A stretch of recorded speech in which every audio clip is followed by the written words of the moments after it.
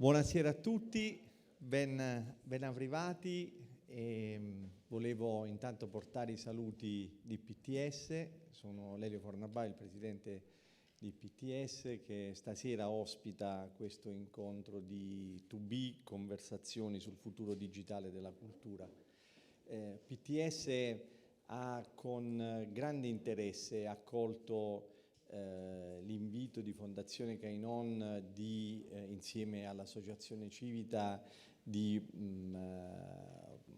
promuovere questo ciclo di colloqui intorno al tema della cultura e del digitale. PTS è una società di consulenza che da anni si occupa della cultura e ha anche una divisione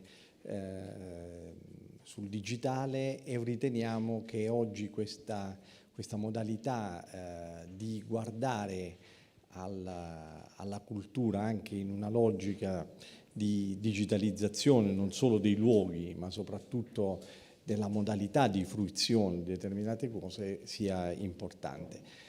Questi momenti sono veramente interessanti perché consentono di mettere in relazione mondi, esperienze, competenze e cercare di fare quel network che quando si parla di innovazione è sempre importante, è sempre fondamentale, perché tutto ciò che sta sulla frontiera richiede il coinvolgimento di tutti, altrimenti diventa difficile. PTS lo ha sempre fatto, con grande gioia abbiamo ritenuto che questa iniziativa potesse essere un elemento importante per promuovere questa idea, e quindi oggi vi accogliamo qui nella nostra casa. Qui ci sono i nostri uffici e subito dopo poi vi accoglieremo nel giardino con un piccolo aperitivo per consolidare il networking di cui vi dicevo. Grazie a tutti e ben arrivati, e passo la parola a Simonetta Giordani. Grazie. Grazie. Un veloce saluto, grazie a tutti. Io porto i saluti invece di Associazione Civita, sono Simonetta Giordani, il segretario generale di questa associazione di imprese ed enti pubblici di ricerca che da tanti anni promuove la partnership tra pubblico e privato per la valorizzazione del patrimonio come asset strategico del nostro Paese. Da sempre, stando al fianco delle aziende, li abbiamo seguiti in quelle che erano le nuove sfide, le nuove opportunità e i nuovi trend.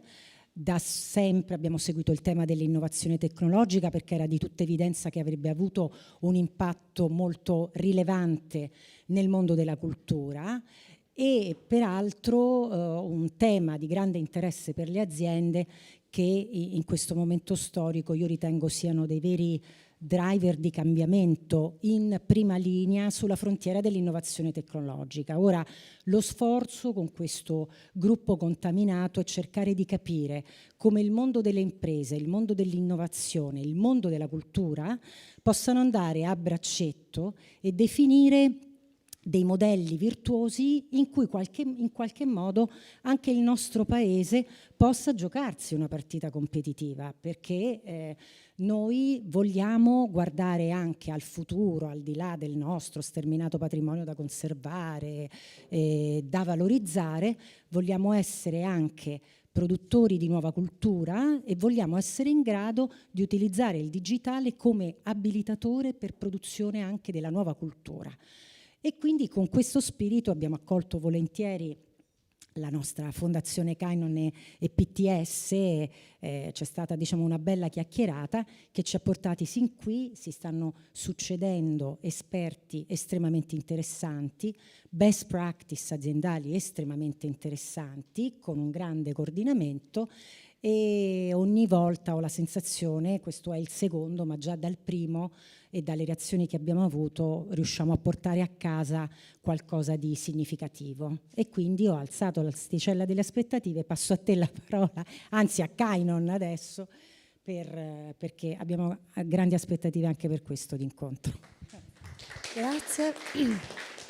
Io 2 minuti perché non ho voce, ovviamente oggi doveva mancarmi la voce, per cui grazie. Come segretario generale di Fondazione Canon, che ha ideato il progetto, insomma sono molto contenta di avervi qui.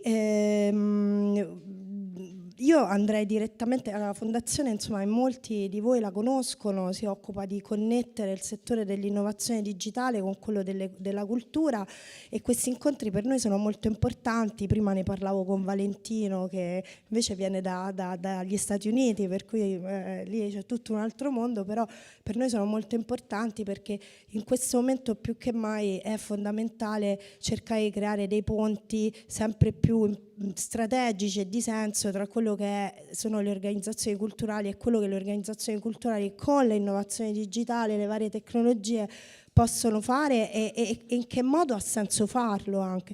Quindi io oggi parliamo di immersività, parliamo di VR, parliamo di realtà aumentata e parliamo anche di fiducia. Ora non voglio anticipare nulla perché Claudio sarà il Virgilio, appunto il traghettatore come ormai lo chiamo, ma sono molto contenta però che abbiamo delle esperienze molto molto diverse. Ludovico ci dà un po' una visione a diverse esperienze, ma per me è qui più come veramente un esperto di visione su tante cose di cui parleremo.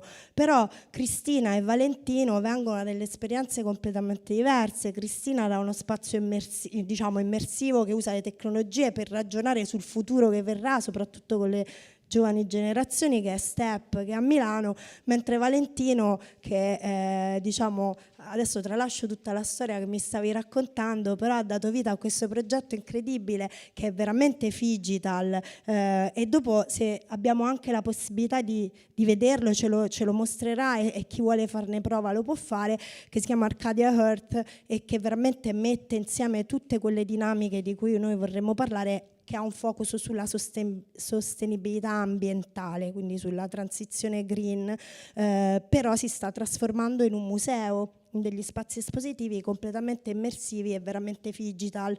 Per cui a questo punto io ti lascio la parola perché vorrei che insomma entrassimo subito nel merito dei contenuti. Grazie.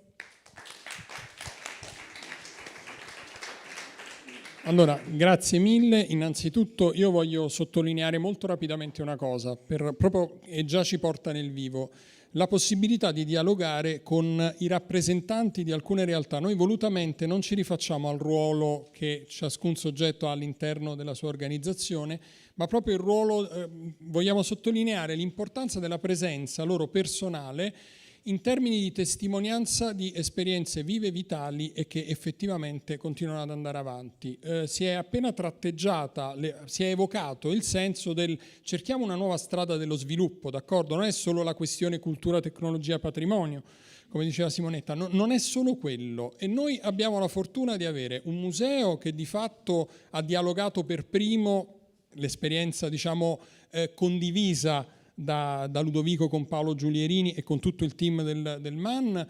È un museo che ha dialogato con un'industria completamente diversa, quella del videogame. Poi hanno fatto tante altre cose, anche gli scacchi 3D, però mi sa che purtroppo il record te lo porti dietro, nel senso che quando si fa qualcosa che comunque è una best practice a livello globale, bene o male, non dico che si rimane ancorati a quello, ma è un riferimento importante per raccontare perché abbiamo chiamato te a parlare e perché siamo felici di averti.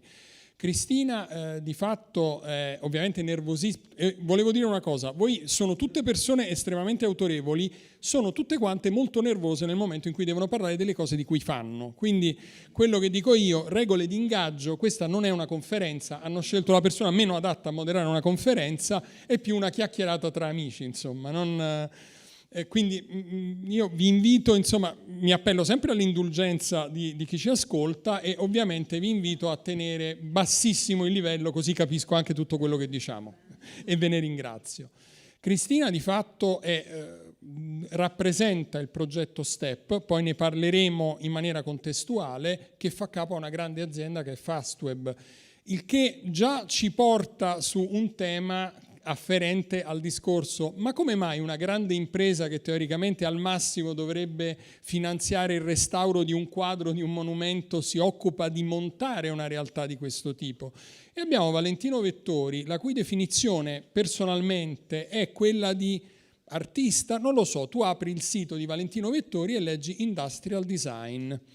E questo secondo me è interessantissimo, perché è un modo di portare la cultura e il suo portato valoriale legato alla tecnologia in ambiti produttivi che sono straordinari. Quindi parliamo di cultura, ma ne parliamo in una chiave completamente nuova, cioè spalmiamo la cultura su tutto il sostrato di valore che questa può esprimere, e già stiamo parlando di sviluppo.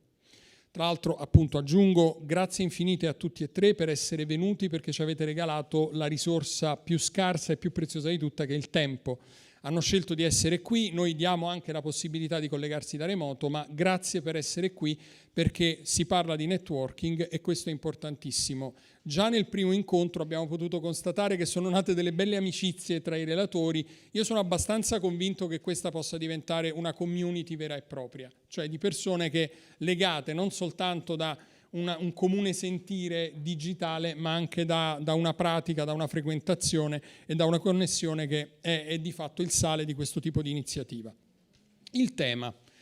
Qui dobbiamo sdoganare subito una cosa. Abbiamo usato immersione. Quasi tutte le persone a cui ho parlato di questa cosa hanno detto: quindi parliamo di realtà virtuale, realtà aumentata, che sicuramente sono indicate. Io però vorrei riportarvi un attimo, vorrei superare il luogo comune legato all'immersione, perché molti dicono: se non c'è in realtà virtuale non c'è immersione. Mia esperienza personale, mio vissuto personale, nato nel 1974, prima volta che ho avuto un personal computer tra le mani, 1998, mi connetto a internet, rumori strani dal modem, telefono occupato, guardo per la prima volta, apro internet e dico: e adesso? Primo straniamento, che cosa ci faccio io con questa roba? Poi mi ricordo una cosa che mi aveva detto un mio amico, che è stato uno dei primi laureati in ingegneria informatica: a te che cosa interessa? Cerca qualcosa che ti interessi, qualsiasi cosa. Comincio quella che era la navigazione e dopo un po', quella che nella mia percezione erano pochi minuti, alzo gli occhi e scopro che erano 4 ore che avevo navigato in questo strano mondo fatto di rimandi. Se non è immersione questa, ed era assolutamente nemmeno bidimensionale, era monodimensionale, perché c'era lo schermo che guardava un cretino che cercava di curiosare, era questa la dimensione. Allora, quando parliamo di immersione, ed è quello che vorrei approfondire qui, è proprio il senso della profondità dell'esperienza. Anche la parola esperienza viene molto spesso abusata, perché tutto è esperienziale.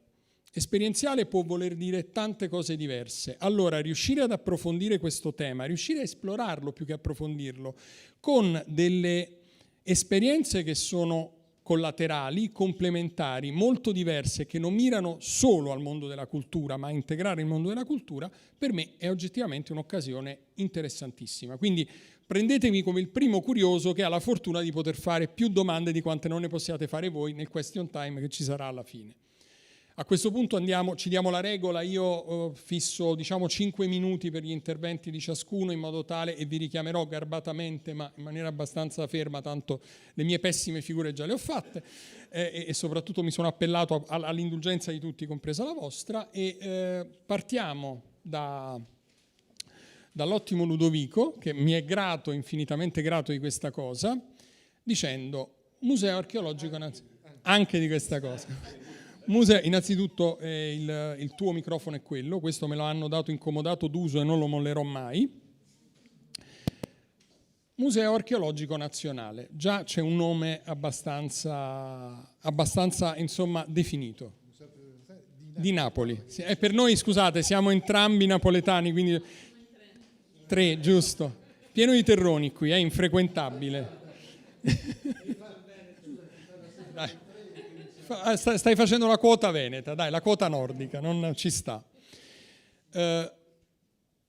Ti confronti quotidianamente insieme al tuo staff, io parlo di Ludovico ovviamente per rappresentare l'organizzazione che lavora a certi temi, con il tema del coinvolgimento, il tema dell'interazione, il tema del dialogo con il pubblico. quella che dovrebbe costruire e costituire il senso dell'esperienza. Il primo termine da esplorare in questo senso è l'equilibrio, cioè nel momento in cui si progetta un'esperienza, nel momento in cui tu immagini un'esperienza che deve mettere insieme il fisico, il digitale, l'analogico, il virtuale, quali sono gli elementi a cui pensi? Su che cosa rifletti, su che cosa non rifletti, su cosa ragionate? C'è una seconda domanda? Sì, se vuoi ti faccio anche la seconda. No, è molto interessante, è molto articolato, perché però l'occhio anch'io... È acceso? No. Penso sì. Ora sì. Dunque, domanda interessante. Okay. Domanda interessante alla quale cercherò di dare una risposta nei tempi assegnati, in maniera tale da calcio che tu già ti sei organizzato per darmi. Dunque, allora, no, io vorrei chiarire innanzitutto una cosa. Io sono un professore dell'Università della Campania e però da molti anni oramai mi occupo di musei, di gestione dei musei. E ho avuto la fortuna di incrociare uno di questi direttori coraggiosi, paladini della riforma Franceschini, che ha diretto per 8 anni continuativamente il Museo Archeologico Nazionale di Napoli. E con Paolo Giulierini, il direttore del MAN, ho avviato da subito, diciamo, un rapporto di collaborazione che mi ha consentito per la prima volta nella mia vita, dopo tanti studi che avevo fatto,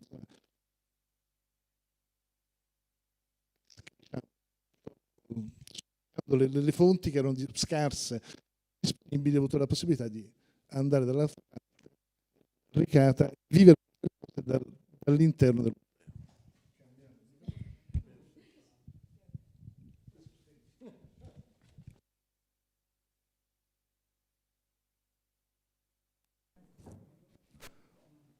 Posso? Perfetto. Ok, benissimo. Mi dice buona risicura. Allora, no, questo per dire che Claudio impropriamente mi ha, come dire, mi considera un rappresentante. Insomma, ho affiancato in 8 anni facendo tutta una serie, insomma, i meriti poi sono suoi e io ho solamente cercato di sollecitazione. Una delle cose che effettivamente abbiamo avuto la possibilità di sviluppare insieme è l'esperienza alla quale tu, insomma, facevi riferimento, che richiamavi, che è stata un'esperienza, devo dire, di successo. Oggettivamente posso dirlo senza avere, insomma, senza tema di essere smentito, perché in realtà l'esperienza a cui mi riferisco è stata l'idea che propose il direttore di realizzare un videogioco, era il 2016, quindi insomma dopo 6 mesi che lui era arrivato, legata a un incontro casuale, perché poi la vita, insomma, è bella da questo punto di vista, con una persona che poi è stato in realtà l'artefice nella realizzazione di questa idea, che era Fabio Viola. Fabio in realtà faceva il game designer allora, quando io lo incontrai gli chiesi se i musei, cioè se lui fosse a conoscenza di un altro museo che a livello internazionale avesse realizzato un videogioco, effettivamente non mi risulta una cosa di questo genere. Però mi sembrava una cosa interessante, la proposi al direttore e il direttore diede via libera per realizzare questo progetto. Salto tutta una serie di passaggi intermedi per arrivare a dire che questa cosa, che è nata veramente in maniera sperimentale, senza avere una precisa neanche idea di dove stessimo andando, perché questo è importante secondo me dirlo, è arrivata a diventare un benchmark a livello internazionale, perché alla fine quest'app è stata scaricata da più di 5 milioni di persone in tutto il mondo, cioè quelli che noi immaginavamo potessero essere i principali destinatari di questo videogioco, cioè gli italiani, in realtà rappresentano, a distanza di 6 anni, il 7% circa di questi 5 milioni di download. Il resto è tutto il resto del mondo, alla fine.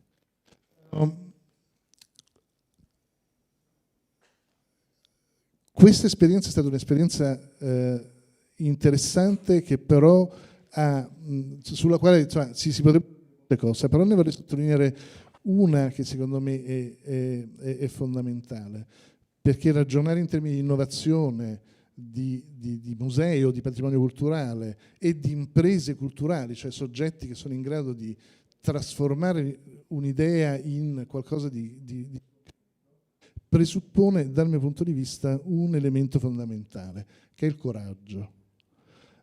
Bisogna avere la voglia di sperimentare, la voglia di mettersi in gioco, la voglia di rischiare, perché dovete immaginare che quando Giulierini mi disse sì, facciamo questa cosa, lui era ben consapevole del fatto che comunque, utilizzando dei soldi pubblici, avrebbe corso quantomeno il rischio che una Corte dei Conti un giorno gli potesse dire: senti, tu invece di stare a buttare i soldi con queste stupidaggini, perché poteva essere un flop clamoroso questa cosa, perché non hai ristorato una fontana, un mosaico, un affresco? E lui invece, rischiando personalmente, ha deciso di provare a seguire questa strada. E questo però secondo me è una cosa importante, perché è un po' come dire, io non ho risposto forse alla tua domanda, ho fatto un piccolo passo indietro, ma che, come dire, rappresenta secondo me un prerequisito di qualsiasi tipo di ragionamento.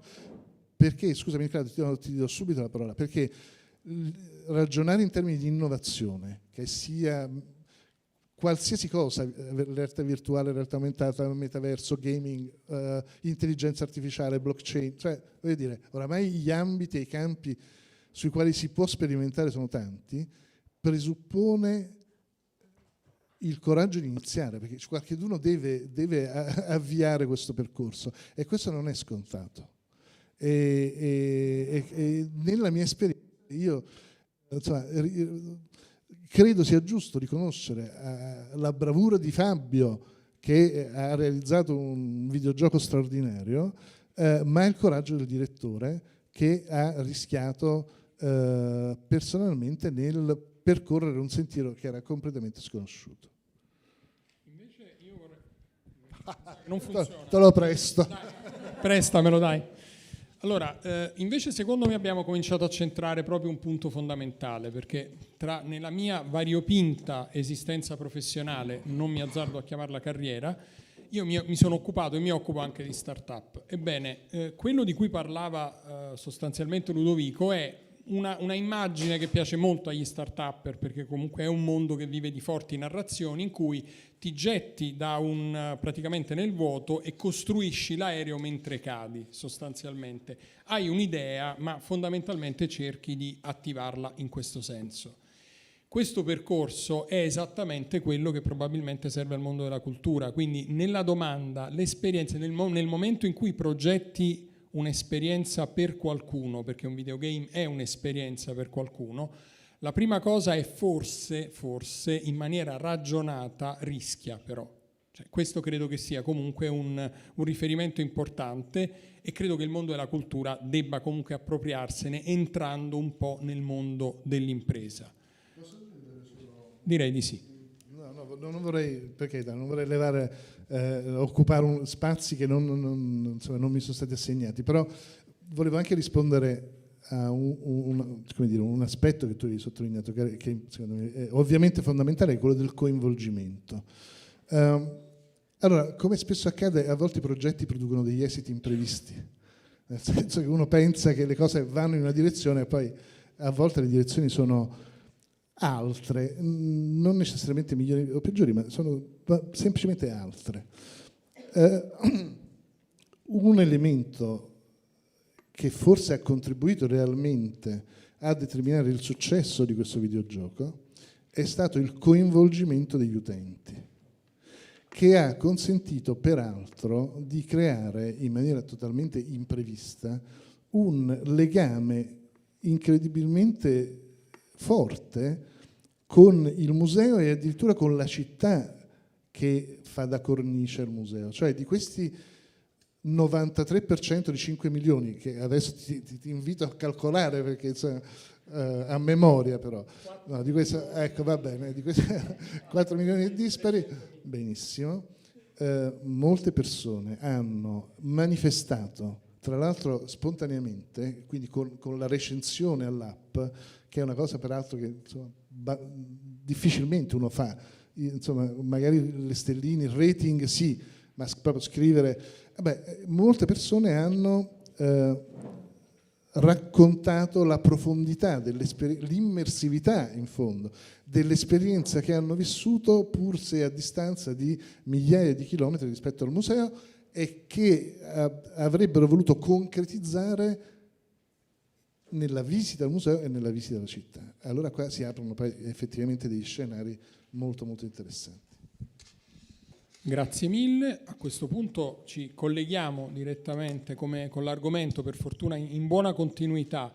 Allora, Cristina, tu sei la referente in questo momento di STEP Futurability District, spazio tecnologico, divulgativo, esperienziale.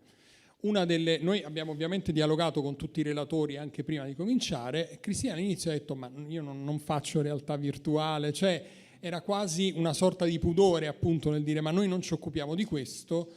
Invece a noi interessa proprio cominciare a esplorare la mentalità e la ricerca dell'equilibrio in un'esperienza di questo genere, che tra l'altro è innovativa, assolutamente. Grazie Claudio.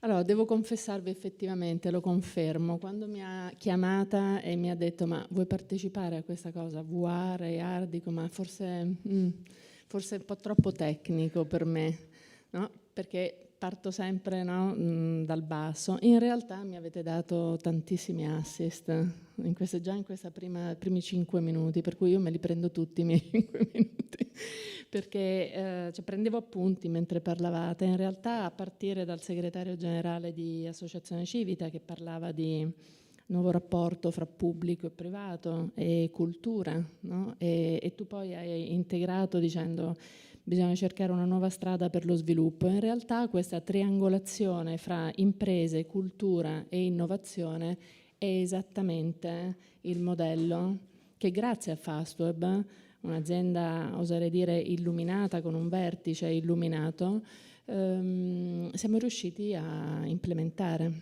Io fino a 3 anni fa facevo un altro mestiere, arrivavo dall'industria, dall'impresa. Ho sempre lavorato nell'impresa, sono di formazione manageriale e per tanti anni però ho fatto una completa immersione manageriale nella cultura. Quindi la cultura e l'impresa nella mia vita professionale si sono alternate, okay? Avvicendate, fino a quando 3 anni fa mi ha chiamato l'innovazione. E lì ho detto, cosa faccio a 50 anni? Vado a scoprire l'innovazione, quindi chiudo il triangolo oppure no? E ci sono andata, quindi ho fatto quel salto di cui tu parlavi quando parlavi di qualcuno che si lancia, no? Ma quindi qui c'è stato, come dire, un coraggio non soltanto individuale, qui c'è stato un coraggio di impresa che ha deciso, e qui è la ragione, che ha deciso di investire su un progetto divulgativo. Okay, su un progetto divulgativo innovativo, tecnologico. Con quale obiettivo? Questo progetto, dicevo prima alla collega Emanuela Mandarini che è qui con me, dobbiamo staccarci questo concetto del progetto di dosso. Noi non siamo più un progetto, okay? Noi siamo una realtà, okay? Noi siamo una realtà che vive ormai da 1 anno e mezzo, che ha avuto una lunga progettazione perché lo sviluppo del concept di STEP è stato molto complesso, molto articolato, ha visto un tavolo di lavoro con tantissime competenze coinvolte, con l'obiettivo di creare innanzitutto un nuovo modello ibrido di divulgazione scientifico-culturale, che ovviamente sfruttasse tutte le potenzialità offerte dalla tecnologia, ma interpretando la tecnologia e l'innovazione come un mezzo, uno strumento per fare divulgazione, per trasmettere conoscenze, per trasmettere knowledge in senso generale. Che tipo di knowledge? Quello di far comprendere alle persone il senso di questa trasformazione digitale in cui tutti noi siamo immersi dalla mattina alla sera. Quindi far capire che oggi è molto meglio essere un attore consapevole di questo cambiamento piuttosto che uno spettatore passivo, perché la tecnologia oggettivamente ci offre innumerevoli opportunità, quindi bisogna conoscerla, ma non conoscerla da un punto di vista tecnologico in senso stretto, ma conoscere le opportunità che ci può dare, ma veramente in ogni campo. E questa missione di STEP non è soltanto, è nata come missione di Fastweb, ok, che ha deciso di dedicare tempo e risorse a STEP, ma si è poi evoluta, e quindi il processo di cambiamento in quel modello impresa, cultura, innovazione sta allargandosi ad altre imprese. Oggi STEP beneficia della presenza e della voce di tanti partner che sono partner di conoscenze, che sono partner di contenuti, che hanno lo stesso obiettivo di divulgare al pubblico ciò che nei rispettivi settori di operatività sta accadendo dal punto di vista della transizione digitale, quindi con l'obiettivo comune di trasmettere conoscenze. Poi ovviamente lo facciamo in una maniera interattiva, tecnologica, stiamo introducendo anche noi la realtà aumentata, abbiamo una guida virtuale che assomiglia a un'intelligenza artificiale e che stiamo sviluppando, quindi le tecnologie ci sono e il percorso in STEP dura un'ora ed è tutto interattivo, ma è assolutamente funzionale a far comprendere alle persone quanto esponenzialmente le tecnologie stanno cambiando il nostro modo di vivere, il nostro modo di lavorare, il nostro modo di studiare. Noi dedichiamo tantissima attenzione ai temi della sostenibilità e alla relazione fra il digitale e la sostenibilità, tantissima attenzione al mondo del lavoro, allo sviluppo delle nuove competenze. Ovviamente dedichiamo anche del tempo a quelle persone che vogliono approfondire in verticale le tecnologie.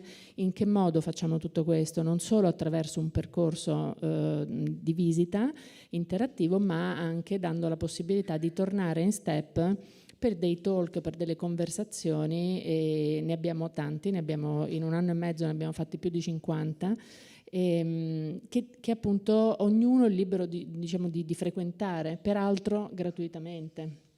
Quindi la nostra utenza è un'utenza assolutamente trasversale. È vero che abbiamo un focus sui ragazzi, perché lo abbiamo ovviamente, siamo molto molto attenti alle scuole, abbiamo portato in STEP in un anno scolastico, nel primo anno scolastico di operatività, 3.800 ragazzi delle scuole secondarie di primo e di secondo grado. L'anno scolastico 23-24 sta partendo benissimo e addirittura abbiamo esteso all'ultima classe delle primarie, perché ci siamo resi conto che c'è proprio fame di conoscenza e gli stessi insegnanti hanno necessità di supporto. Quindi questa, torno un attimino a monte, non è un'iniziativa diciamo sociale che mira, come dire, a sostituire l'intervento pubblico, mira ad affiancarlo, mira ad integrarlo in quel connubio pubblico e privato che credo sia la chiave di volta per lo sviluppo delle conoscenze. Grazie infinite. Devo dire, già interessante il passaggio, leggere, infatti io parlo più che di progetti, di organizzazioni che ci sono dietro, proprio perché tra l'altro il lavoro, ogni volta che si parla di innovazione, l'epica dell'innovazione vede il founder, il CEO, l'amministratore delegato, in realtà c'è tantissima gente che ci mette un pezzo. A questo punto Valentino, diciamo, mi aiuta a chiudere un po' il cerchio concettuale, perché tu affronti la sfida reale di applicare tra l'altro l'innovazione nella sua formulazione più alta da questo punto di vista. Abbiamo visto diversi livelli di interazione messi alla prova e sperimentati. Nel tuo caso l'immersione è veramente quella che uno immagina pensando al film. Io uso sempre Ready Player One come riferimento culturale, perché è un film che ci ha mostrato come effettivamente puoi entrare in un altro mondo non nei tuoi panni ma con una tua identità alternativa e collaterale. Interessantissima la questione col fatto che tu ti confronti sia col mondo commerciale, sia profit che no profit da questo punto di vista, e vorrei a questo punto il tuo parere in questa chiave va a completare un po' questo primo giro. Ok, grazie. Se nel frattempo riusciamo a mettere la network con l'iPad, mi fa un piacere. Intanto volevo chiedere una cosa. Chi sa la differenza tra VR e AR? Alza la mano, per piacere. 2 persone, 3. No, proviamo di più. Alziamo la mano se sai la differenza, se non la sai va benissimo. Sotto Quindi, il 50%. Molto meno, quasi il 20%. Quindi chi sa la differenza tra Web 2 e Web 3? Alza la mano. Vabbè, stiamo perfetto. Ok. Allora, partiamo da lì. Siccome parliamo di questo, proviamo a spiegare una cosa. Allora, VR o VR, come in italiano si dice, è uno spazio virtuale che viene disegnato con delle software che sono Unity e Unreal normalmente, che esiste in un cloud, quale sia Amazon o Microsoft, whatever, e che poi la gente lo visita tramite dei device, e i device possono essere le maschere. Ce ne sono di diversi tipi, la più famosa o la più pubblicata è l'Oculus 2, semplicemente perché sono riusciti a fare un prodotto che è economicamente affordable, ok? E poi o con il mobile, per cui il tipico videogioco del Web 3 dove vai nei metaversi, che poi sono stati un po' abusati perché sono diventati, se vuoi, un po' l'esempio del crypto, oppure col laptop, ok? Quindi la VR. Quali sono gli esempi di uso più importanti della VR? Siccome sei all'interno di un mondo nuovo, è bellissima per un self-journey, per cui per un'esperienza personale, dove ti metti all'interno di uno spazio che viene disegnato per servirti un'educazione, un'esperienza, quello che vuoi, oppure diventa anche un'opportunità per connettere persone da tutto il mondo, perché essendo in uno spazio virtuale che tutti possono accedere, ci si può trovare con degli avatar. Io da New York, voi qui da Roma, possiamo incontrarci domani mattina, non dobbiamo viaggiare. L'augmented reality invece, di cui ce ne sono 2 forme, c'è il wearable devices e c'è il mobile devices, tipo il tuo cellulare, è il sovrapposizionamento di ologrammi negli spazi fisici, per cui vedi la tua realtà tramite i visori, però anche vedi degli ologrammi, delle informazioni, delle cose che sono interattive. Dove diventa importante è che è un perfetto esempio per attivare degli spazi fisici, musei, installazioni, retail store, potremmo parlare un bel po' di quello. Okay? Per cui io faccio queste tecnologie, per cui il mio prodotto si chiama... welcome, but that's not a screen. Aspetta, Io in questi casi amo sempre ricordare che se alla prima mondiale di Windows si è impallato il software, penso che sia perdonabile sempre qualsiasi cosa. Ok. Quindi Arcadia Earth è un'azienda che ho fondato nel 2017, che ha l'obiettivo di diventare uno storytelling per climate. Abbiamo una serie di clienti e una serie di sustainability, siamo i partner con le Nazioni Unite, WWF e whatever. E abbiamo 3 prodotti. Abbiamo il metaverso, quindi ve lo spiego poi in un secondo. Abbiamo l'augmented reality, per cui attiviamo tutta una serie di prodotti e spazi fisici. E poi abbiamo i musei immersivi di grandi o piccole proporzioni. Quelli di New York, Las Vegas che abbiamo fatto erano di 1000 e 1700 metri quadri, e stiamo aprendo alla fine del mese di novembre quello a Toronto con il WWF di 2000 metri quadri, in cui ci sono 10-15 stanze. Ogni stanza rappresenta una tematica del climate, con delle action per poi diventare, come si vuoi, 25 anni a New York e io l'italiano me lo sto perdendo, mi dispiace. Però, allora, cerchiamo di ispirare, perché tantissime volte il climate particolare o in generale la cultura è negativa e non stick, la gente non gli interessa e soprattutto la generazione nuova non vuole sentire dei problemi, non ci interessano, tientili te. Però se è interessante allora vengo.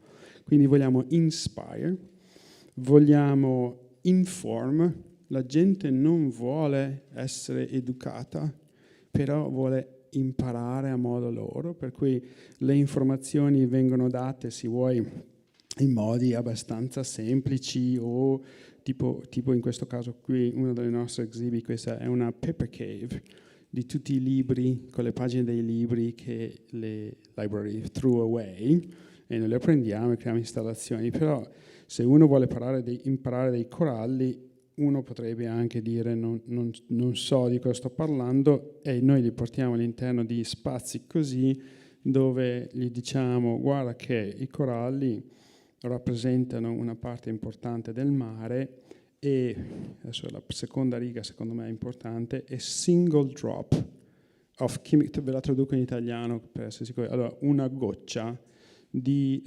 sunscreen, crema solare, chimica, che sono il 90% di quelle nello spazio, può uccidere una barriera corallina delle dimensioni di 6 piscine olimpiche, una goccia. E noi quando ti butti nell'acqua e poi ti giri e c'è quell'arcobaleno, sai, l'acqua fa la curva e dici che bello.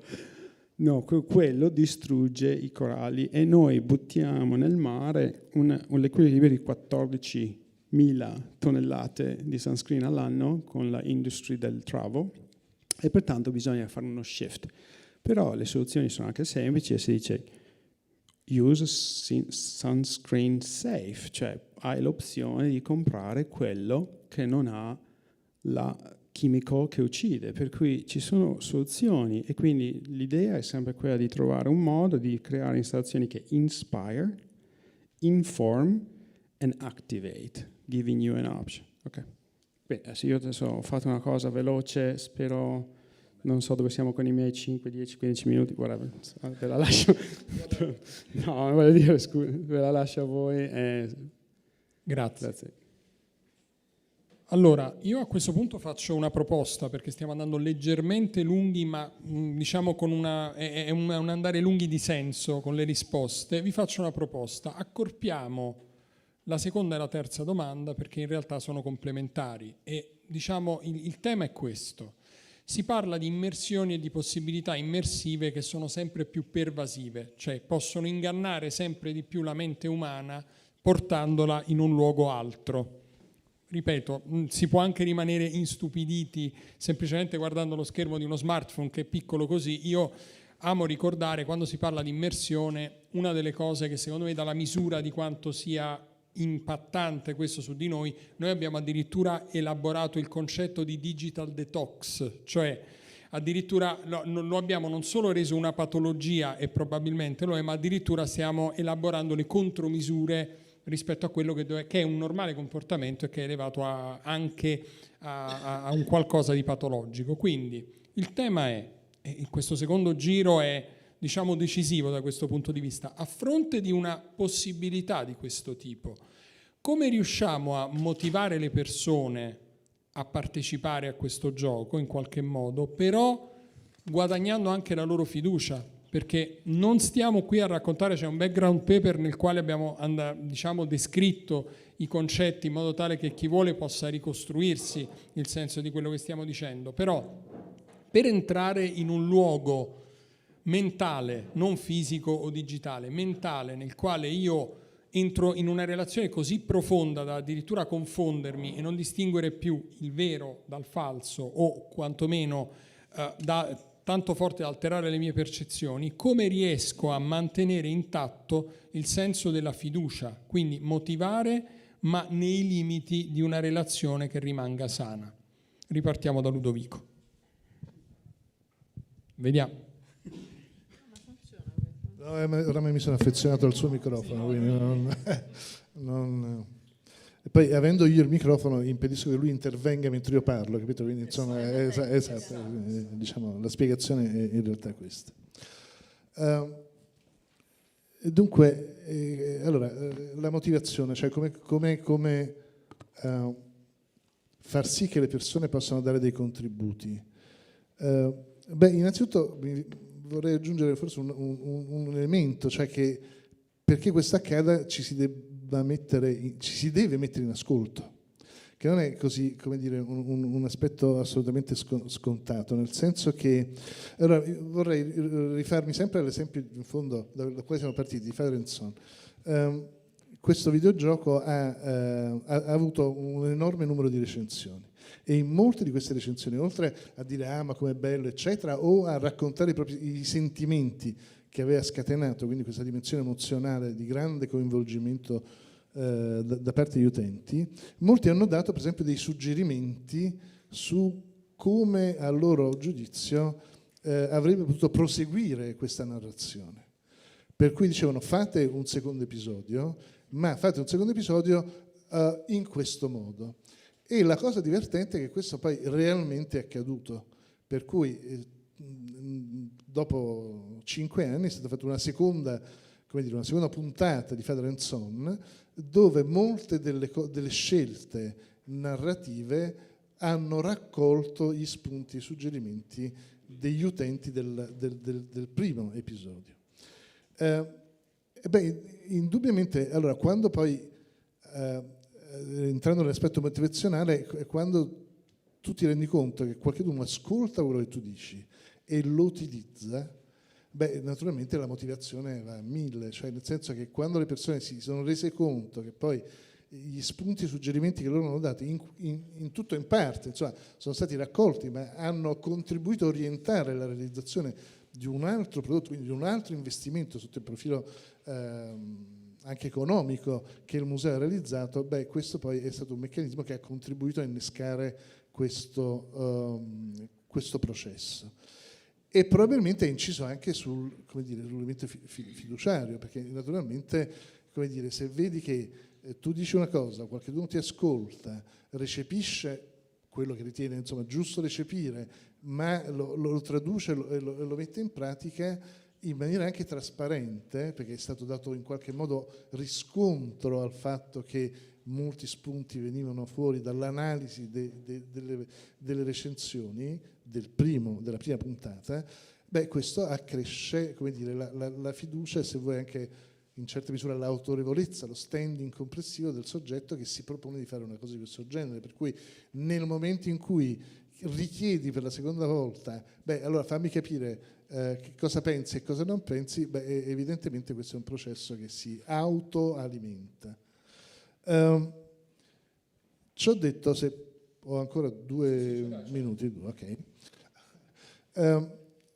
In realtà l'elemento della motivazione, a mio giudizio, può essere supportato da dei meccanismi di premialità.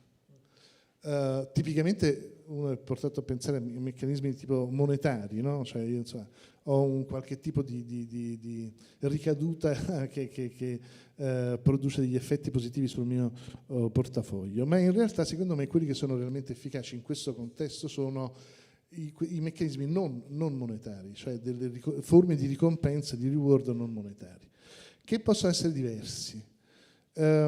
Sicuramente c'è la visibilità che può essere data, cioè nel momento in cui ci sono dei soggetti che danno dei contributi, sicuramente dare visibilità a questo processo e al coinvolgimento di ciascuno, all'apporto di ciascuno, è un modo per, come dire, riconoscere lo sforzo e però evidentemente dare la possibilità alla singola persona di sentirsi ricompensato, perché ha una dimensione sociale, un riconoscimento sociale del suo impegno.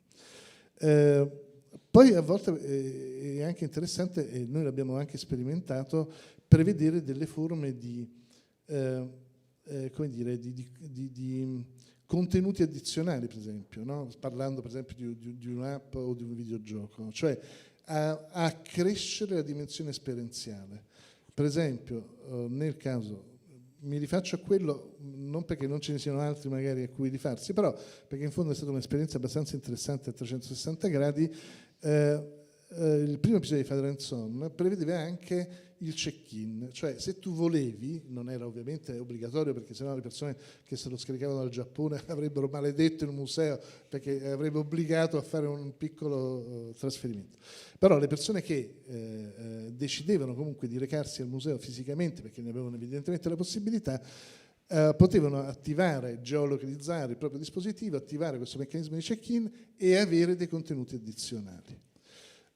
Questo è un reward, cioè è una ricompensa che premia in fondo una persona che ha avuto un comportamento attivo e che ha recepito uno stimolo e una sollecitazione che il museo ha veicolato attraverso un certo tipo di meccanismo che in quel caso è il videogioco. La sfida, secondo me, e chiudo, è trasformare questo, come dire, questa dimensione esperienziale in un legame, in una creazione di una loyalty nei confronti, adesso non vorrei usare termini eccessivamente anglofoni, diciamo di lealtà nei confronti di un marchio, avrei detto loyalty nei confronti di un brand, di affezione, di coinvolgimento, di consonanza emotiva, che però poi può produrre degli effetti interessanti e importanti anche proprio sulla dimensione dei consumi culturali degli individui. Quindi cioè, come dire, l'effetto travalica il rapporto che si viene a creare tra il singolo soggetto e il museo, piuttosto che il parco archeologico, piuttosto che un luogo della cultura, arrivando a incidere sui comportamenti che quell'individuo può avere nel futuro nei confronti di qualsiasi altro museo, parco archeologico, eccetera. Mi fermo e ti ridò il microfono. Grazie. Io volevo sottolineare come quello che mi colpisce molto e che mi piace tanto è la commistione dei linguaggi, cioè stiamo parlando di cultura, partiamo dalla cultura perché non stiamo parlando solo di cultura, ma automaticamente anche nel dire, dice, troppi anglismi in realtà sono anglismi tecnici che descrivono effettivamente un mondo dal quale è bene che noi apprendiamo qualcosa. Non vuol dire trasferire tutto quello che è settore culturale, però ecco, diciamo, avere anche, al di là del fatto che tu svolga un ruolo di consulente, però un economista della cultura secondo me è interessante perché a me sembra quasi strano che al giorno d'oggi si debba parlare di economista della cultura e non di economista in senso ampio che giustamente contestualizza la cultura nell'ambito del paradigma di sviluppo, però mi auguro che ci arriveremo. Torniamo al mondo dell'impresa, perché diciamo in questo momento stai tagliando, ti abbiamo ritagliato questo ruolo perché ci fa comodo e piacere ovviamente. Ascoltiamo con interesse. Allora, come avete capito, le poche cose che ho detto prima nei miei 5 minuti, in realtà la nostra esperienza è un'esperienza immersiva, ma dove il senso dell'immersività è diverso. Noi proponiamo un'immersione nei contenuti ed è quindi un'immersione non virtuale, non è un'immersione sensoriale. In realtà poi stiamo lavorando anche sulla realtà aumentata, ma diciamo che nel principio base di STEP l'immersione è nei contenuti. Come facciamo a creare motivazione? No? Torno alla tua domanda. Come facciamo a creare motivazione e ad avere fiducia? Beh, il meccanismo di STEP è esattamente basato su questo, cioè la motivazione deriva dalla spinta che noi vogliamo dare al visitatore nell'ispirarlo a scoprire. No? Quindi il viaggio dentro STEP è una scoperta continua. Okay? Scopri cos'è un'intelligenza artificiale, scopri le città del futuro, scopri le autostrade del futuro, scopri come il digitale sta impattando su tutto quanto il tema, per esempio, della tutela della salute, scopri nuove professioni, scopri come sta cambiando il mondo del lavoro. Quindi questi sono soltanto alcuni accenni a quelli che sono un po' i fil rouge contenutistici di STEP. E quindi io credo che la motivazione sia fondamentalmente legata alla scoperta, okay? Al bagaglio di conoscenze che noi rendiamo disponibili. Poi sta un po', come dire, allo spirito del singolo visitatore, quello di prendere e approfondire poi fuori da STEP, quindi intraprendere un suo percorso personale di crescita. STEP può essere solo l'inizio, non può fare altro, non può che ispirare. Non mi ricordo prima chi è che di noi ha detto noi non abbiamo l'obiettivo di insegnare, forse tu, esattamente. STEP non ha l'obiettivo di insegnare, ha soltanto l'obiettivo di ispirare, di divulgare, di dare quel seme di conoscenza che ti faccia venire le voglia di capire meglio. E da questo punto di vista, e quindi vengo al tema della fiducia, il meccanismo che noi abbiamo creato è questo: lungo tutto il percorso il visitatore interagisce con l'ambiente, interagisce con i contenuti e in questa interazione riceve e fornisce contenuti, e nel fornirli, chiaramente sono tutti, come immaginerete, essendo una grande azienda, sono tutti contenuti che noi poi non possiamo utilizzare, che cancelliamo immediatamente dopo averli ricevuti, eccetera. Non chiediamo dati anagrafici, cioè non abbiamo assolutamente nessun tipo di finalità che sia, diciamo, noi l'informazione che chiediamo è finalizzata a consentire la fruizione di questa esperienza. E alla fine di questa esperienza un algoritmo che si cela dietro l'app di STEP, che abbiamo sviluppato con un team di specialisti dell'Università di Milano Bicocca, elabora in tempo reale la Futurability. Ecco perché il marchio è STEP Futurability District. La Futurability è l'attitudine di quella persona al futuro, che viene valorizzata, misurata in un certo senso, sia in termini di competenze digitali che questa persona ha espresso interagendo con l'ambiente, che in termini di propensione, attitudine al futuro. Ecco, shakeriamo insieme questo mix di elementi e alla fine di questo percorso il visitatore scopre la sua futurability. E cosa fa con questa futurability? Qui veniamo al tema della motivazione, che poi è anche loyalty, no? Quindi anche il desiderio di persone di tornare per esempio a frequentare il nostro programma scientifico per andare in verticale su alcune delle tematiche colte di cui ha fatto cherry picking durante il percorso. Oltre a scoprire la propria futurability, il visitatore ha un reward. Cos'è il reward? In tempo reale, sulla base della sua futurability e della sua età, che è l'unica cosa che gli chiediamo di dichiarare, non la data di nascita, no, solo l'età. Il mix di queste informazioni e delle interazioni fa sì che in tempo reale ciascuno di noi riceva da STEP dei consigli. Quindi consigli di percorsi di studio, se sei un ragazzo, consigli di laboratoriali, consigli di libri da leggere, di serie televisive da vedere, consigli mettiamo a disposizione dei link di approfondimento, molti dei quali arrivano proprio dai partner di STEP, tra i nostri partner Bracco, tra i nostri partner Autostrade per l'Italia, Trenord, Samsung, Boston Consulting Group, una delle principali società di consulenza strategica al mondo, e questi consigli danno la possibilità di approfondire fuori da STEP. Infatti noi diciamo sempre next step is your step, cioè noi ti mettiamo nelle condizioni di partire se tu hai voglia di partire ad approfondire, di crearti un tuo percorso personale di conoscenza. Okay? Quindi credo che il tema della motivazione e della fiducia sia proprio centrato rispetto al concept di STEP. Direi assolutamente sì.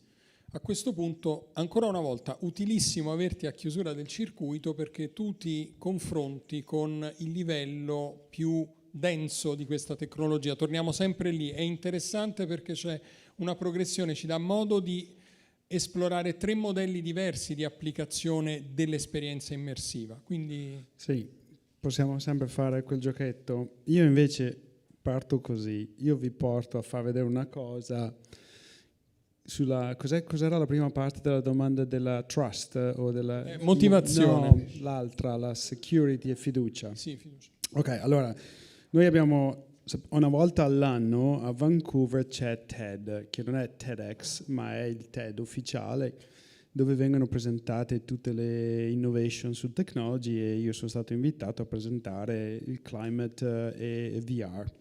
Però una delle cose più incredibili è che Chris è il moderatore di TED, quindi non so se avete mai visto, ma se tu vai online e fai, Chris è quello che introduce tutti gli speaker, per cui è una persona riconosciuta al mondo da tutti. E le tecnologie oggi sono talmente avanzate che in 2, 3, 5 anni voi non saprete più chi è il vero Chris. E ve lo faccio vedere. Qui sono io che davanti a uno specchio con una AR immediata mi scana la faccia e divento Chris. E se potessi anche fare l'audio, non so se c'è nelle cose, è talmente reale, adesso non c'è l'audio, è talmente reale, è talmente immediato che la mia faccia non è più è Chris. E con l'AI poi possiamo modificare la voce, per cui teoricamente io potrei andare in fronte a una camera ed essere Chris, o Donald Trump, o Putin, o whoever I want.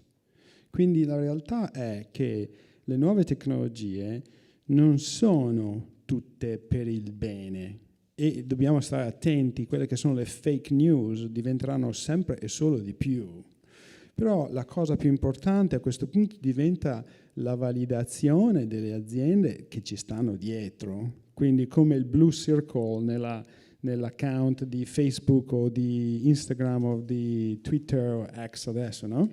Diventerà il più importante, per cui tornando un po' anche al lavoro che fai tu, l'azienda, la struttura diventa e deve diventare il sigillo di approvazione per i progetti che facciamo noi, tipo, dove poi, perché io poi, adesso vi faccio vedere un esempio, questo sono io, questo è il mio avatar, e così come il mio avatar c'è tutto il mio team, e quando abbiamo con il team io posso andare e diventare in questo nel mio metaverso, parliamo e presentiamo con della gente, però il mio avatar l'ho creato con una foto in 37 secondi, per cui così come posso, se poi domani mattina mi metto la faccia di Chris, la voce di Chris e partecipo a un panel, voi non saprete mai se quell'esperienza è vera o è un deepfake, e si chiama deepfake, ok?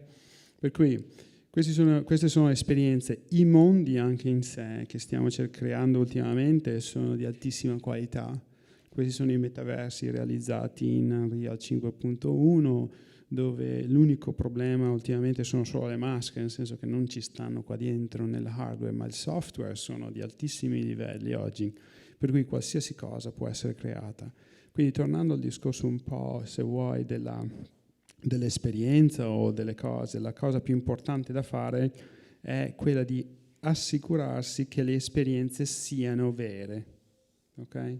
Adesso io vi faccio vedere esempi, perché per esempio questo qua è un'installazione che abbiamo finito la settimana scorsa a New York, alla Fiera della Moda, è l'installazione che è dentro questa maschera, dopo se volete provarla qualcuno può farlo, non tutti perché non c'è la batteria abbastanza, però andiamo un po' così, e gli aspetti di holographic experience si sovrappongono su quelli della realtà, però se dietro non c'è uno studio scientifico per cui valida che i miei contenuti sono veri, vi avrei potuto far vedere delle cose che non sono sostenibili e che non sono vere, e quindi no, si torna all'esempio di quello. Per cui la verità è che non la fermiamo la tecnologia, AI sta diventando sempre più importante.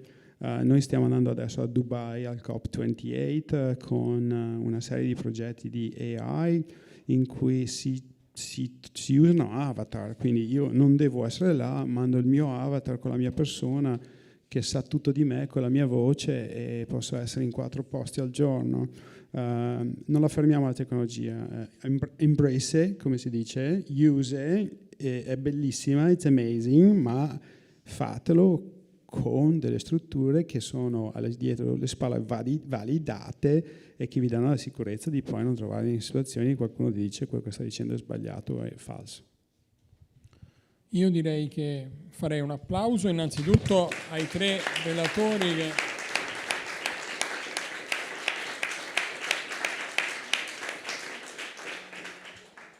a questo punto io direi che tra l'altro c'è lo spazio per eventuali domande da parte del pubblico, quindi mettiamola così, se avete domande voi bene, se no a me piacerebbe fare un'altra cosa, ma vediamo prima se ci sono domande. Non siate timidi eventualmente.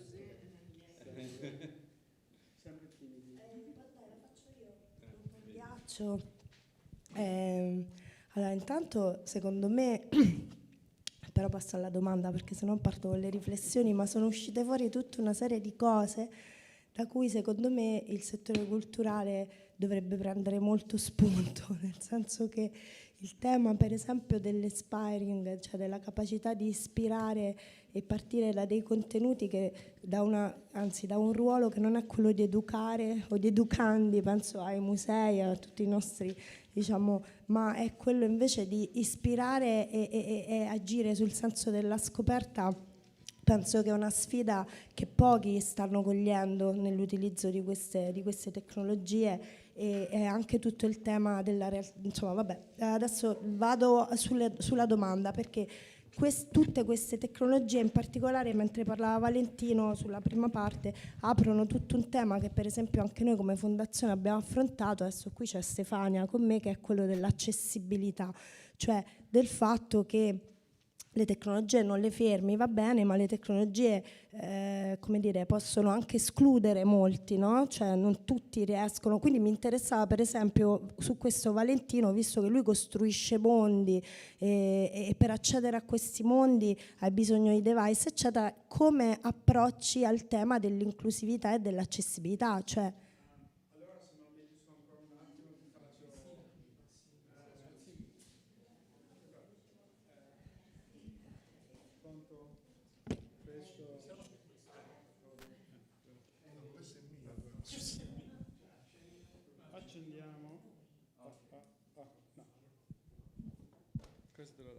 Ok, perfetto. Allora, prima di tutto le tecnologie oggi ce ne sono tante e sufficienti per far contenti tutti. Ok? Cioè, ovviamente se sei visual impaired, hearing impaired, cioè, ok, però la maggior parte della gente.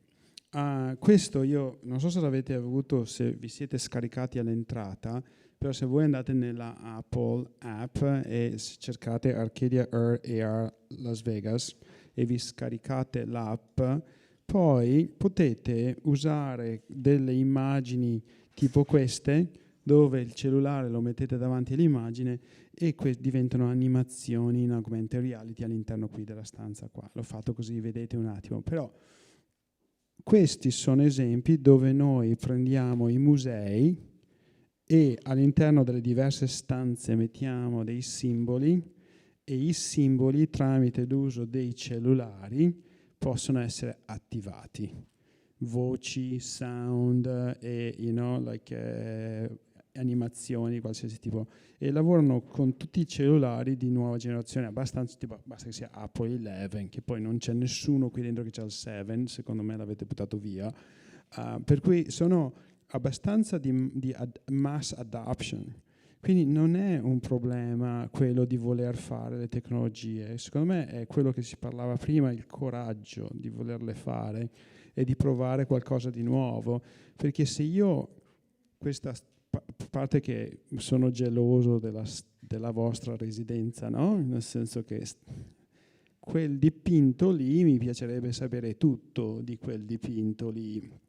Io oggi potrei letteralmente prendere il cellulare, guardarlo e animare il dipinto con informazioni su quando è stato disegnato, chi è il pittore, un avatar del pittore, una spiegazione, per cui teoricamente questo dà più accesso alle informazioni alle persone. Secondo me è un'opportunità meno che una friction. Poi è ovvio che se invece si vogliono fare dei progetti con queste maschere dove una maschera costa 5.000 euro, no, però magari i progetti di questo tipo potrebbe essere la exclusive cocktail night, no? Dove si rende la partecipazione un po' più esclusiva per una serata o una opening event. Ci sono anche il fatto che può diventare una revenue stream per le organizzazioni, perché quando fai l'investimento, c'hai 20-30 di queste maschere come di solito facciamo noi, è un biglietto che vale 20-30 euro in più solo per l'esperienza, per cui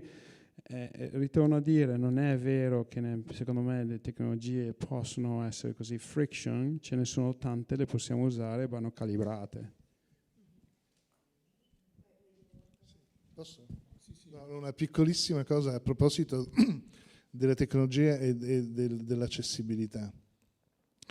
Uno dei cascami prodotti da questa esperienza è stata un'altra forma di videogioco che in realtà è in procinto di essere rilasciato, che non è un videogioco ma un audiogioco, cioè un gioco che può essere gestito attraverso i comandi vocali, tipo Alexa per intenderci. E questa è una cosa a cui sono particolarmente legato, perché un audiogioco può essere giocato da un non vedente. Allora che un museo, sulla scia di un'esperienza di tutt'altro genere, provi a continuare a sperimentare con coraggio la strada dell'innovazione, ma andando a cogliere anche non solo le possibilità della tecnologia, il linguaggio naturale, il riconoscimento, eccetera, ma dei bisogni di categorie di persone che poi normalmente sono totalmente neglette, cioè completamente fuori da qualsiasi tipo di ragionamento, insomma, mi sembra un esempio tutto sommato da considerare.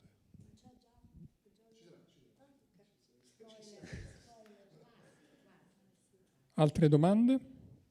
Se no ce n'ho una io per il tavolo, un giro di tavolo.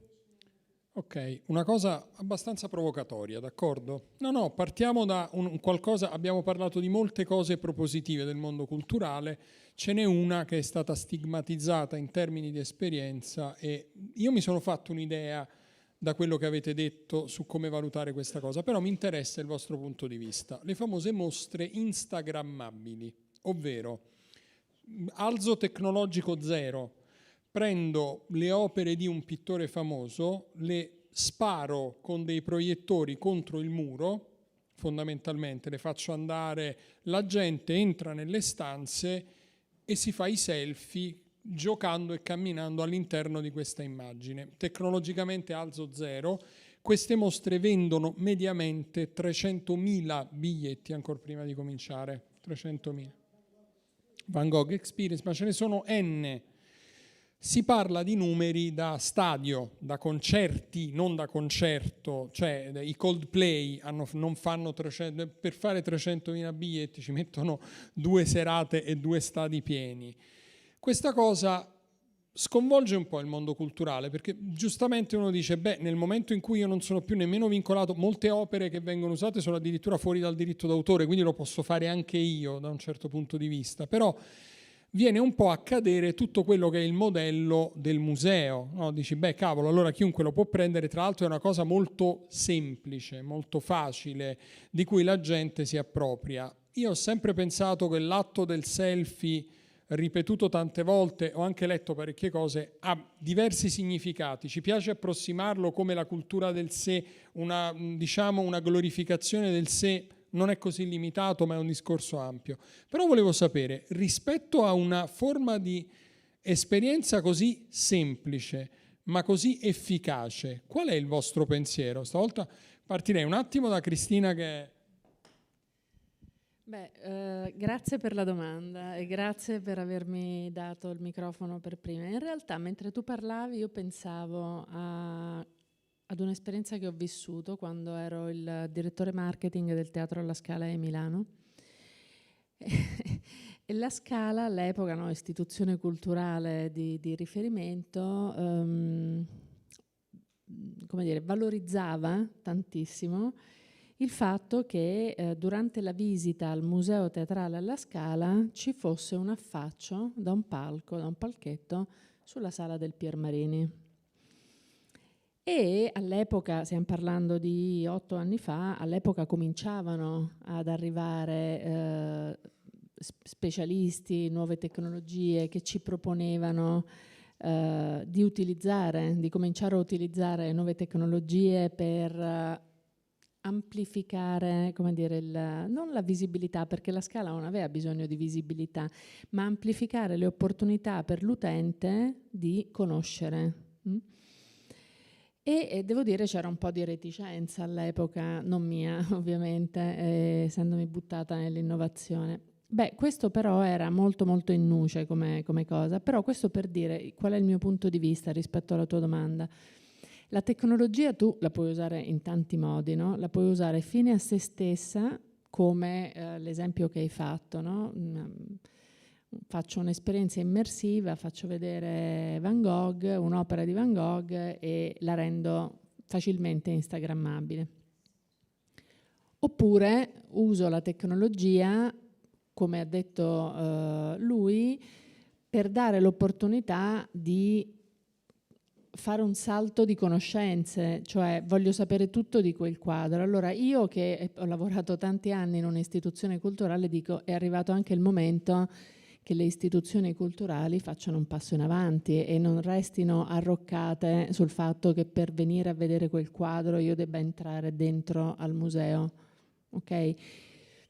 Se però c'è, come dire, un uso della tecnologia che porta a diffondere più conoscenza, questo sì. Yes. Ok. Non sono gentile adesso. Ho fatto una domanda bellissima. No, allora vi posso far vedere l'ultima cosa? Whatever. Ok, allora la verità è che la cazzata l'ha fatta il Louvre, non chi ha fatto Van Gogh, perché chi ha fatto Van Gogh l'avrebbe dovuto fare il Louvre, così ce li aveva lui i 300.000 visitatori. Il fatto che delle cose funzionano non deve diventare una sorta di shut you down, come si dice in italiano, sì, tipo, ma guarda questi cosa fanno, ma no, ma guarda questi cosa fanno, ma questi fanno le cose giuste, ma questi sono i geni, quelle cose lì, l'Instagram moment è figata incredibile. Il fatto che la cultura italiana non lo usa ancora è sbagliato, non che sia sbagliato l'Instagram, perché la gente, la nuova generation, hanno nuovi modi di interagire, nuovi modi di vivere ed è abbastanza arrogante pensare che si devono adattare al passato, ma ci adatteremo noi al futuro. Per cui secondo me l'intenzione è, per esempio, noi per climate change, che è sempre stata una cosa, abbiamo deciso di fare lo stesso. Queste sono le nostre stanze.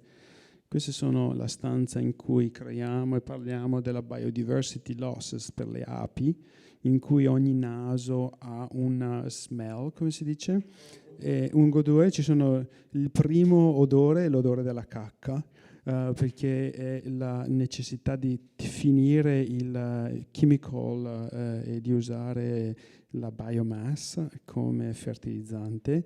Poi c'è il vento, l'acqua, il mycelium e alla fine il honey. Questa è una stanza sulla deforestazione, dove la prima ci sono degli specchi, dove in più ti avvicini e più gli alberi sono tagliati fino alla fine, quando non ce ne sono più alberi, ma c'è una mano con un seme che ti chiede di piantare un albero nel futuro. Questa è sulla Ocean Conservations, Underwater Biodiversity. Questo è un LED display dove ci sono e ti spieghiamo quali sono gli animali in danger. L'ossigeno che voi respirate, che noi, perché io anche voi, viene da, e tutti mi rispondono, le foreste. No, l'ossigeno, il 70% viene dall'oceano, con questi little diatom, e quindi questa è una stanza in cui ci si spiega dove vengono e whatever. Questo sono io, non volevo fare quello.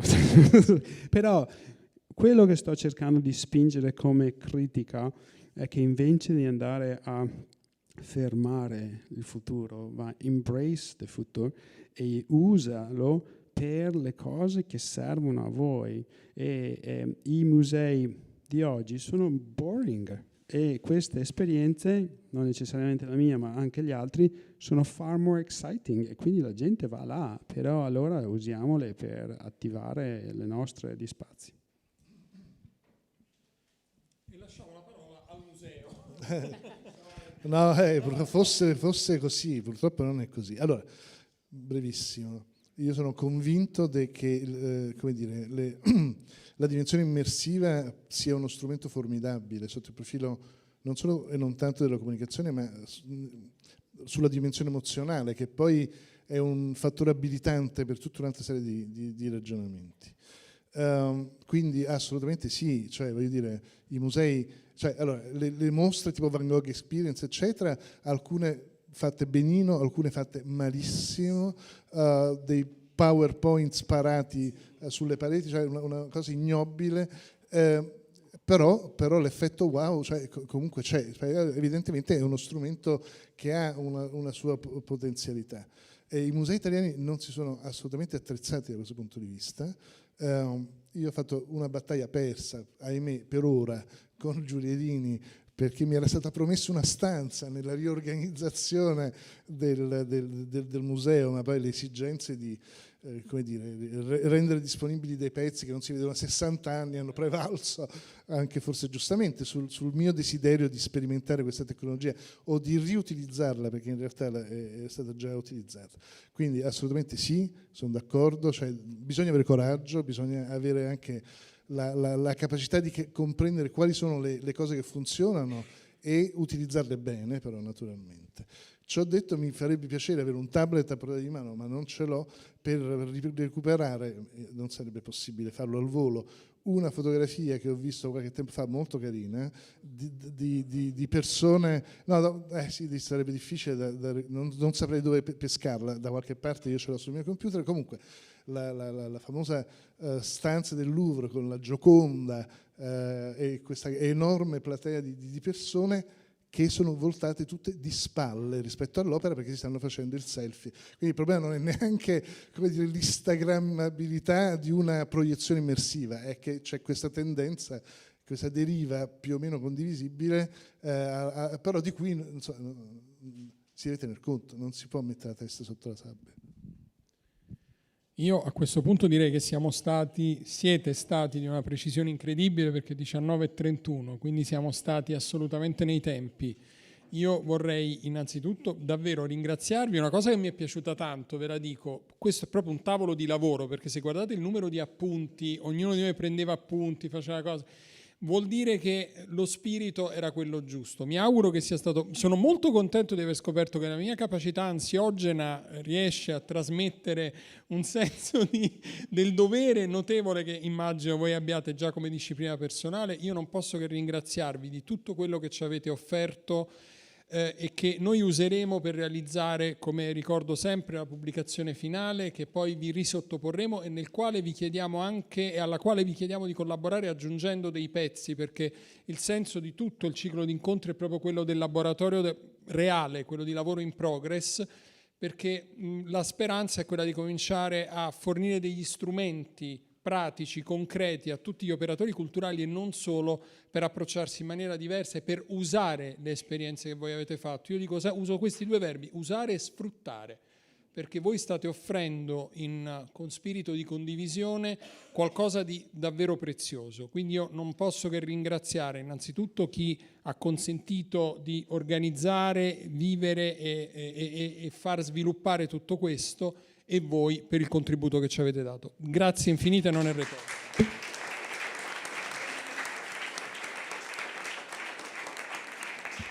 Prima di andare a bere vi volevo solo dire che c'è un QR code nel programma che vi abbiamo consegnato, dove, se ci fa piacere, se è un questionario, un Google Form, ci date degli input su delle cose. Poi Valentino, quelli si possono quindi provare? Per chi vuole? Ok.